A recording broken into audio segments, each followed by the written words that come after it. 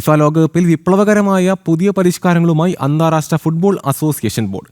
കളിയിലെ സമയം നഷ്ടപ്പെടുത്തൽ പൂർണ്ണമായും ഇല്ലാതാക്കുക എന്ന ഒറ്റ ലക്ഷ്യത്തോടെയുള്ള 5 പുതിയ നിയമങ്ങളാണ് നടപ്പിലാക്കുന്നത്. ഫുട്ബോൾ മൈതാനങ്ങളിൽ കളിക്കാർ ബോധപൂർവം സമയം കളയുന്ന പ്രവണതയ്ക്ക് തടയിടാനാണ് അന്താരാഷ്ട്ര ഫുട്ബോൾ അസോസിയേഷൻ ബോർഡ് 5 പരിഷ്കാരങ്ങളിലേക്ക് നീങ്ങുന്നത്.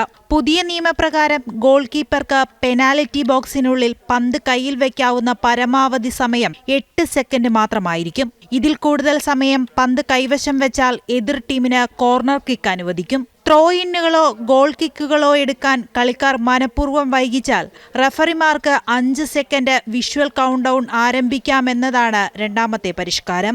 ഈ സമയത്തിനുള്ളിൽ കളി പുനരാരംഭിച്ചില്ലെങ്കിൽ പന്തിന്റെ നിയന്ത്രണം എതിർ ടീമിന് ലഭിക്കും.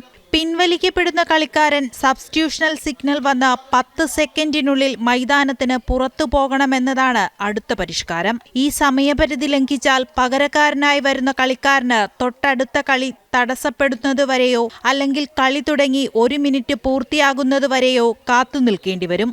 മൈതാനത്ത് പ്രാഥമിക ശുശ്രൂഷ നൽകേണ്ടി വരികയോ പരുക്കുമൂലം കളി തടസ്സപ്പെടുകയോ ചെയ്താൽ കളി പുനരാരംഭിക്കുമ്പോൾ ആ കളിക്കാരൻ നിർബന്ധമായും മൈതാനത്തിന് പുറത്തു പോകണം. പിന്നീട് കുറഞ്ഞത് 1 മിനിറ്റ് കഴിഞ്ഞ ശേഷമേ തിരികെ കയറാൻ അനുവാദമുള്ളൂ.